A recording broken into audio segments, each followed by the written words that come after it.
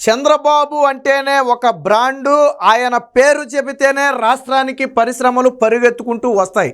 చాలామంది ఇవి చెబితే కొంతమంది వైసీపీ నేతలు పాపం ఎగతాళి చేస్తారు. చంద్రబాబు నాయుడు మొహం చూసి పరిశ్రమలు వచ్చాయా, చంద్రబాబు నాయుడిని చూసి పెట్టుబడులు పెడుతున్నారా అని చాలామంది ఎగతాళి చేసేవారు. ఆ ఎగతాళి చేసేవారందరికీ కూడా చెంపపెట్టనమాట. ఎందుకంటే చంద్రబాబు నాయుడు గారిని చూసే రాష్ట్రానికి వస్తున్నారు, చంద్రబాబు గారి విజన్ చూసే పెట్టుబడులు పెడుతున్నారు. ఎందుకనంటే గతంలో చేసి చూపించారు కాబట్టి. హైదరాబాద్లో ఐటీని డెవలప్ చేయడమే కాకుండా సైబరాబాద్ లాంటి ఒక సిటీని నిర్మించి ఈరోజు ప్రపంచంలోనే హైదరాబాద్ మేటిగా నిలబడిందంటే ఆ రోజు చంద్రబాబు గారు వేసినటువంటి బీజం కానివ్వండి, ఆయన ముందు చూపు కానివ్వండి, ఈరోజు దాన్ని ఒక వృక్షంలా మార్చాయి. సో కాబట్టి ఆయన ఆల్రెడీ చేసి చూపించాడు కాబట్టి అలాంటి దార్శనికత ఉన్నటువంటి ఆ నేత దగ్గర పెట్టుబడులు పెడితే, ఆ నేత దగ్గర మనం ఆ కంపెనీలు ప్రారంభిస్తే భవిష్యత్తులో అంతకు మించి ఎదుగుతాం. ఎందుకంటే అమరావతి అభివృద్ధి చెందబోతున్నటువంటి క్యాపిటల్. వచ్చే 20 ఏళ్లలో దేశంలోనే టాప్ 5 క్యాపిటల్స్లో ఒకటిగా నిలవబోయే క్యాపిటల్గా అమరావతిని తీర్చిదిద్దుతున్నారు. ఇక గతంతో ఆ తెలంగాణలోని హైదరాబాద్తో పోలిస్తే అడ్వాన్స్డ్ టెక్నాలజీ ఇక్కడంతా. ఇప్పుడు హైదరాబాద్కి ప్రధానంగా ఏంటంటే ఆ డ్రైనేజీ సమస్య, వాటర్ సమస్య, లేకపోతే ఆ కాలుష్యం సమస్య లాంటివి ప్రధానంగా ఉన్నాయి. సో వాటిని కూడా ఓవర్కమ్ చేస్తూ నిర్మించబోయే సిటీ అమరావతి. కాబట్టి అలాంటి చోట పెట్టుబడులు పెడితే భవిష్యత్తు ఎలా ఉంటుంది అనేది పారిశ్రామికవేత్తలు ఊహించగలరు.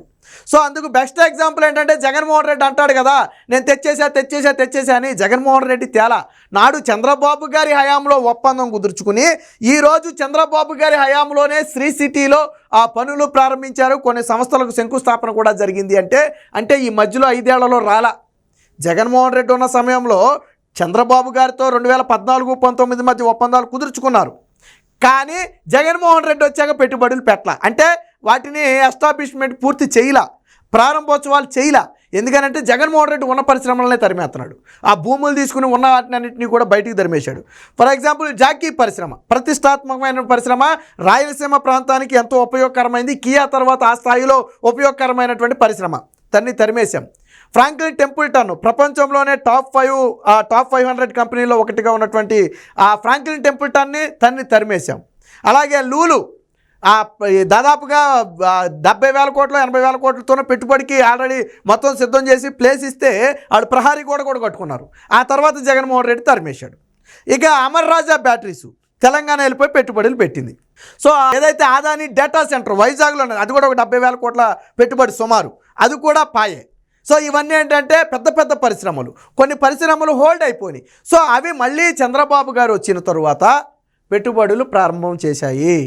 ఆనాడు MOUలు కుదుర్చుకున్నాయి, ఈరోజు పనులు ప్రారంభించాయి. అది కూడా చంద్రబాబు గారి చేతుల మీదుగా. నిన్న శ్రీ సిటీలో ఒకే రోజు దాదాపుగా 1,600 కోట్ల రూపాయల విలువైన 15 పరిశ్రమలు ప్రారంభించారు.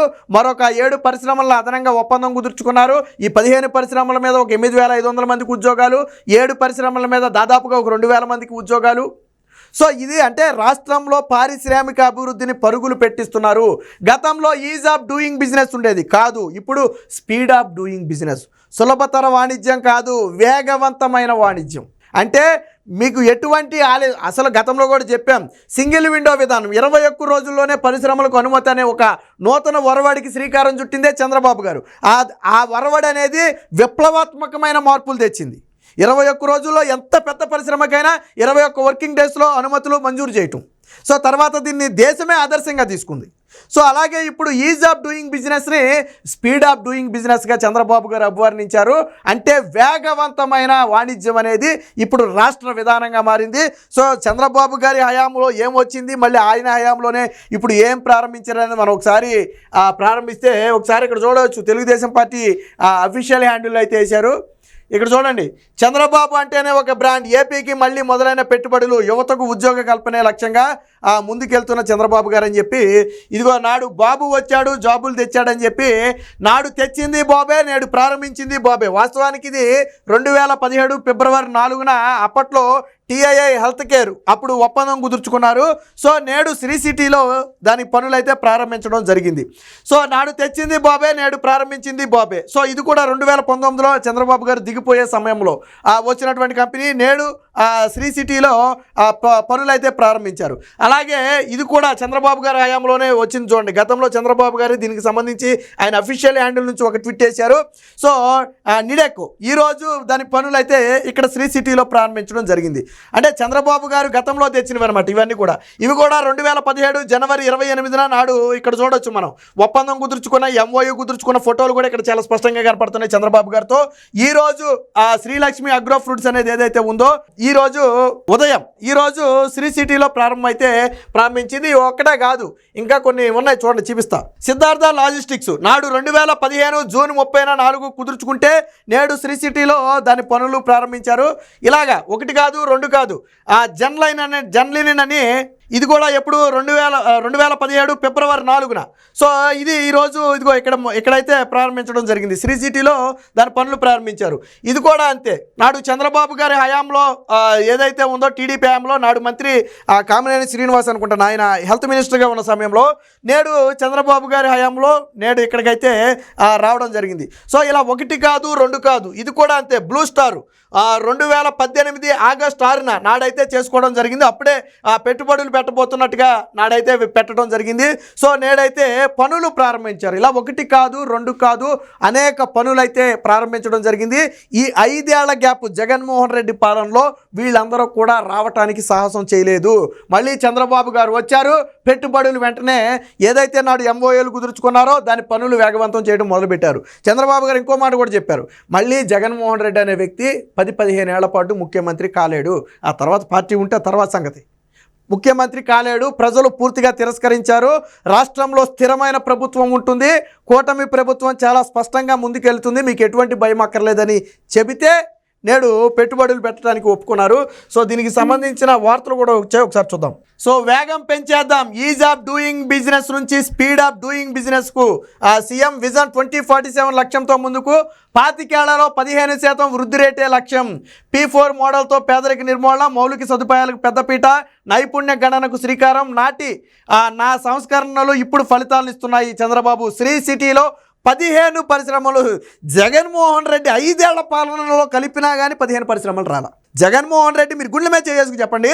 ఇదిగో వైసీపీ హయాంలో జగన్మోహన్ రెడ్డి తెచ్చిన పరిశ్రమ ఇది. ఒకటి చెప్పండి. పచ్చళ్ళ పరిశ్రమ, అప్పడాల పరిశ్రమలు అవి మాత్రం వద్దు. ఒక పరిశ్రమ పేరు చెప్పండి, చెప్పలేరు. కానీ చంద్రబాబు గారు 15 పరిశ్రమలకు ఒకేసారి నేడు పనులు అయితే ప్రారంభించారు. మొత్తం విలువ 1570 కోట్లు, 8480 మందికి ఉద్యోగాలు. ఇవి కాకుండా మరొక 7 ఇండస్ట్రీలకు భూమి పూజ కూడా చేశారు. వాటి పెట్టుబడి 900 కోట్లు, ఉద్యోగాలు 2740 మందికి అదనంగా ఉపాధి కల్పిస్తారు. సో మరో 5ంటికి శంకుస్థాపనకు ఎంఓయూలు అయితే కుదుర్చుకున్నారు.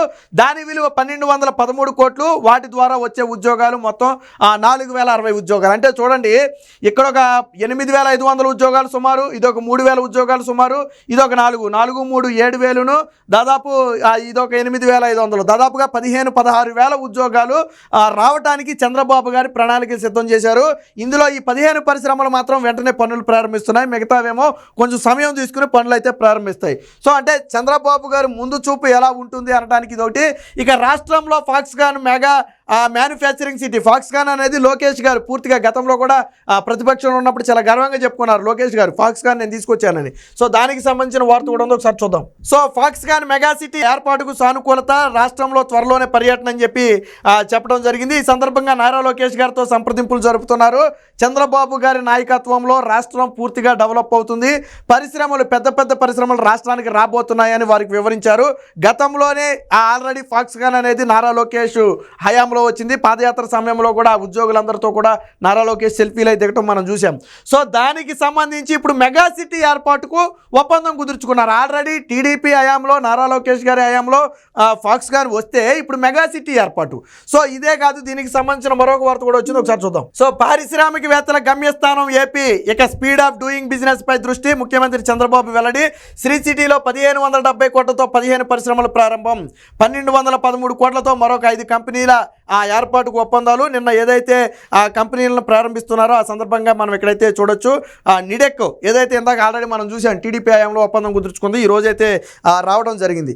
సో 15% వృద్ధి సాధించాలి అనే లక్ష్యంతో రాష్ట్రానికి పరిశ్రమలు, గతంలో కూడా చెప్పాను నేను, ఏదైతే పరిశ్రమలు గతంలో ఎంఓయూలు కుదుర్చుకుని రావటం లేదో వాటితో సంప్రదింపులు జరపండి, వారికి కాల పరిమితి పెంచుతాం. ఎందుకంటే జగన్మోహన్ రెడ్డి అరాజకాల వాళ్ళు రాలేకపోయారు కాబట్టి కాల పరిమితి పెంచుతాం, అవసరమైతే ల్యాండ్ కూడా పెంచి ఇస్తాం, ఎవరికైనా ఇంట్రెస్ట్ ఉంటే అవసరమైతే ఇంకా ఇతర ఇన్సెంటివ్స్ కూడా మేము ఇస్తాం, వాళ్ళందరూ వచ్చి పెట్టుబడులు పెట్టండి అని చెబితే గతంలో ఎంఓయూలు కుదుర్చుకున్న వీళ్ళంతా కూడా ఈరోజు చంద్రబాబు గారి హయాంలో పెట్టుబడులు పెట్టడానికి ముందుకు వచ్చారు.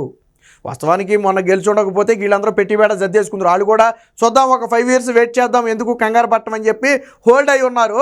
ఈరోజు కూటమి ప్రభుత్వం, స్థిరమైన ప్రభుత్వం ఎందుకు రాష్ట్రంలో ఏర్పడాలి అంటే ఇదిగో ఇలాంటి పెట్టుబడులు రావడానికి. అదే జగన్మోహన్ రెడ్డికి ఒక 70-75 సీట్ల దాకా వచ్చినాయి అనుకోండి, గతంలాగా ఒక 70 సీట్లకి మళ్ళీ భయంగా ఉంటుంది, వచ్చే ఎన్నికల్లో ఏం జరుగుద్దు, మళ్ళీ జగన్మోహన్ రెడ్డి వస్తే మేము అంతా పనులంతా చేసి ప్రారంభించే సమయానికి తోలేసాడు అనుకోండి బయటికి, పెట్టుబడి మొత్తం పెట్టేశాక మేము నష్టపోతాం అనే భయం ఉంటుంది. కానీ ఇక్కడ పూర్తి మ్యాండేట్ కూటమి ప్రభుత్వానికి ఇవ్వటం, జగన్మోహన్ రెడ్డి 5 ఏళ్ల పాలన చూసిన తర్వాత ప్రతిపక్ష హోదా కూడా ఇవ్వకపోవటం, కంపెనీలో ఒక నమ్మకం కలిగింది, జగన్మోహన్ రెడ్డి అనే వ్యక్తి ఇంక రాడు, చంద్రబాబు గారి హయాంలో ఖచ్చితంగా మనకు మేలు జరుగుద్ది అని అనుకున్నారు. కాబట్టే ఈరోజు ఆ పెట్టుబడులు అయితే పెట్టారు. ఏది ఏమైనా రాష్ట్రానికి పెట్టుబడుల వరద అనటంలో ఎటువంటి సందేహం లేదు.